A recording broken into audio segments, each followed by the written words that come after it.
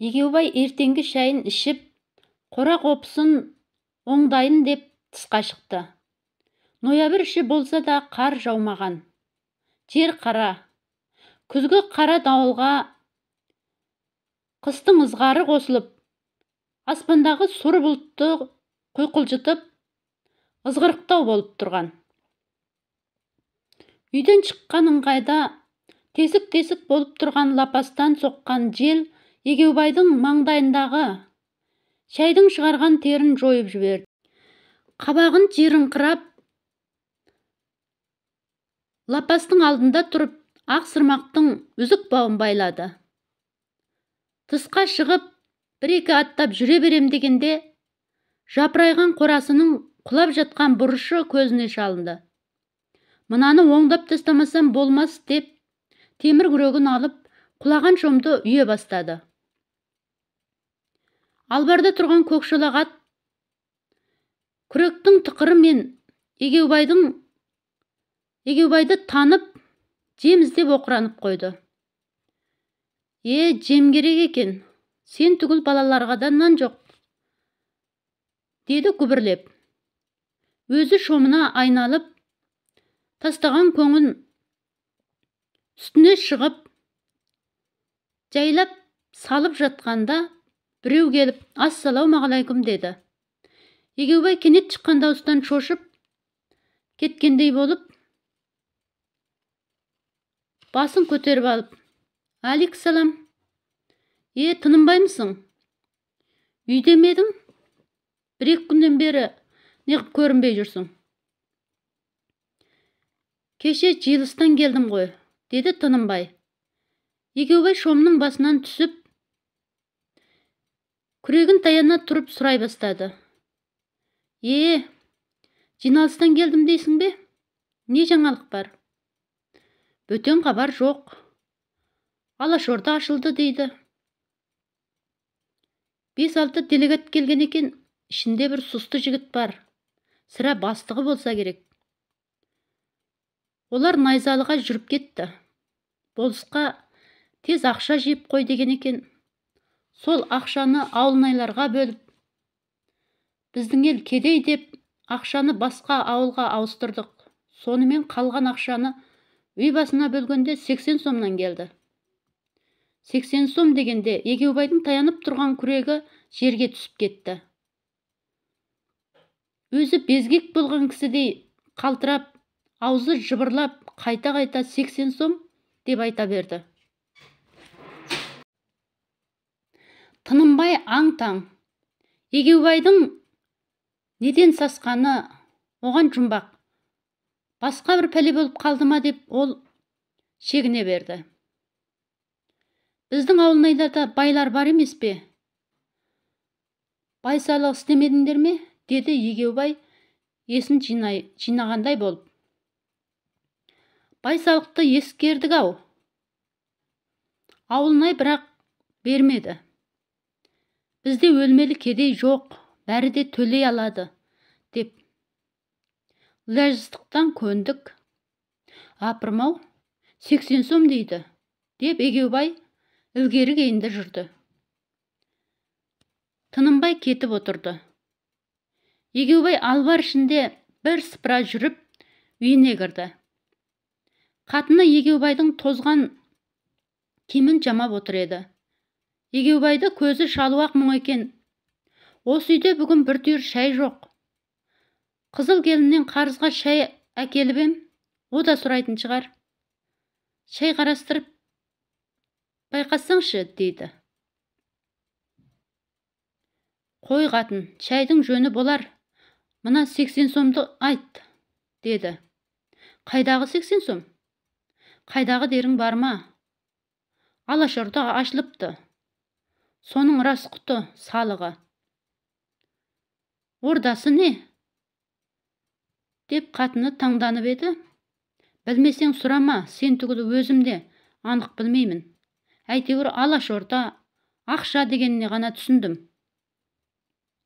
Сорымыз қайнаған екен ғой, деп қатыны ауыр күрсінді.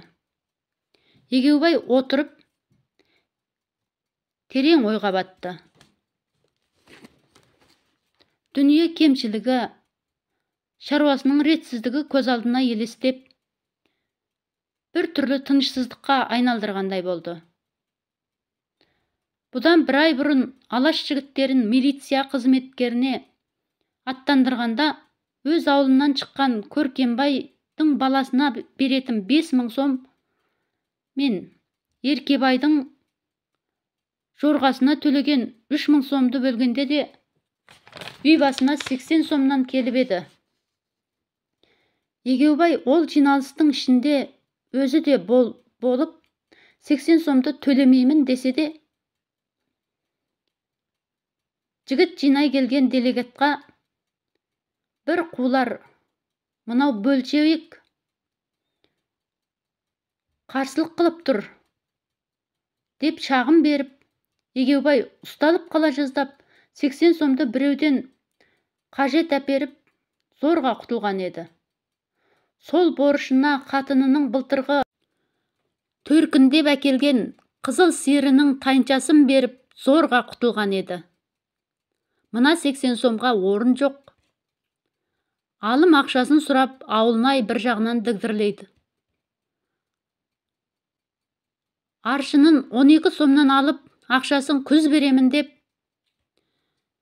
қатынына көйлек әперген борышы тағы бар. Ерәлі саудагерден 100 сомға бір тақта шай алып еді. Соны да төлеген жоқ. Бірер қара болса да соғым соймай тағы отыра алмайды. Күзгі алған 15 бұт егіннің 8-ақ бұты қалған. Шеттей жас балаларды нансыз асырауға тағы болмайды. Үй іші тұттай жалаңаш. Осы керектің бірде-бірін орындай алмай отырған Егеубайдың мойнына 80 сом іліккен соң, неғып қайғырмасын, неғып саспасын. Егеубай деп ауыр күрсінді. Ауылнайдың үйіне делегаттар келіпті деген хабар іңір әлетінде дүңк ете түсті. Мұны естігенде Егеубайдың көз алдына 80 сом елестей кетті. Бойы мұздап қалтырады. 80 сом оның жаны, делегаттар жан алғыш Әзірейіл секілді көрінді. Тұла бойы дірілдеп, жүрегі дүрсілдеп, тамағына бір нәрсе тұрған секілді, жұтындырмайтын күйге ұшырады. Қатыны шайын демдеп құйып берсе де, Егеубай бұрынғыдай жадырап іше алмады. Бірер кеседен кейін төңкерді. Сүт салмадан бір аяқ ішіп алып, төсегіне жатты. Есіл дерті 80 сом. Мен ауылға келген делегат болды. Қанша ойласа да ақша табатын орын жоқ. Бермей тағы құтылмайды. Ары берден соң амал тапты. Таңертең тұрып көк шолақты жүгендеп, самалдықтағы құдасына кетпек. Түпкілікті құтылмайтынын білсе де, мына делегаттардың келген қарқынынан құтылуға іздеп тапқан амал еді. Осыған белім буып, таң сәріде қатынын оятып шай құйдырды. Көк шолақты жетектеп барып суғарды. Шайды жаңа алдына алғалы жатқанда ауылнайдың кішкене баласы келіп кірді. Ата, сені делегаттар шақырады. Делегаттар мені қайтеді екен? Білмеймін, тез келсін дейді. Кесе қолынан домалады. Асып-сасып, жамаулы күпіні иығына іліп, табан етігін киіп жүре бергенде қатыны дауыстады. Сорлау, тымағыңды кисейші. Құлағым ауырып жүр деп едің ғой, жел ұстар. Ауылнайдың үйі. Төр алдында солдат киімді 3 жігіт. Қара божыр жігіт іріленген түрмен жанындағы 2 жолдасына бастық тәрізденіп отыр. Шіңдер қонақтар, май жеңдер, қарындарың ашар, деп қояды ауылнай. Егеубай апалақтап кіріп, сасқанынан сәлем берді. Босаға жаққа отыра қалып, аманбысың ауылнай, деп еді. Ауылнай ернін жыбырлатты да қойды.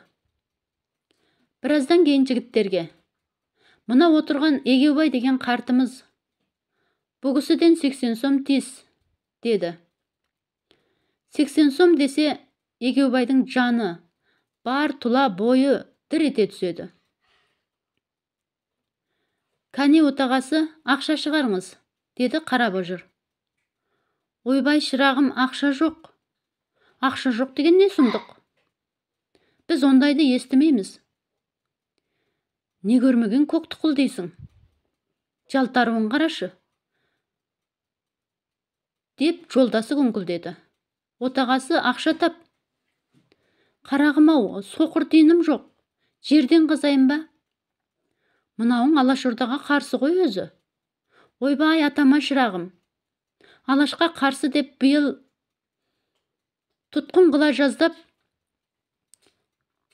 зордың күшімен құтылған Егеубай ғой. Қарсылық қылмасаң, айта ғой, қанша малың бар. Жалғыз ат, жалғыз бұзаулы сиырым бар. Шеттей жас балаларымды немен асырарымды білмеймін.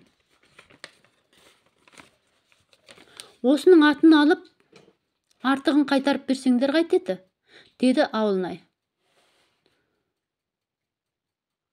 Содан қолайлысы болмас. Бар Ержан. Ана кісіні жаныңа ертте, атын әкеле ғой, деді бастығы. Ұзын бойлы сары жігіт 5 қаруын асынып, жүр отағасы, деді. Егеубай сүріне-мүріне тұрып үйіне беттеді.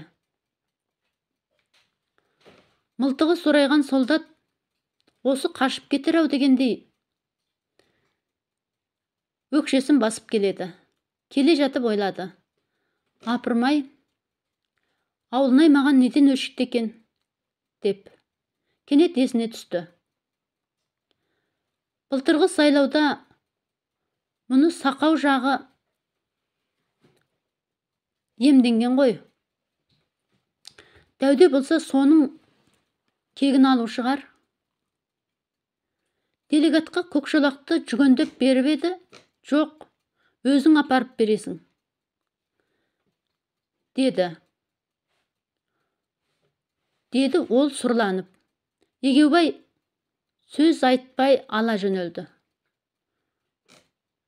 Көкшолақ албардан шығарда, лапастың алдында тұрған Егеубайдың қатыны 2 көзді жаспен булап тұр еді. Жалғыз атты Алашорда қақшады. Құдай-ау, енді қайда барып күн көреміз, деді.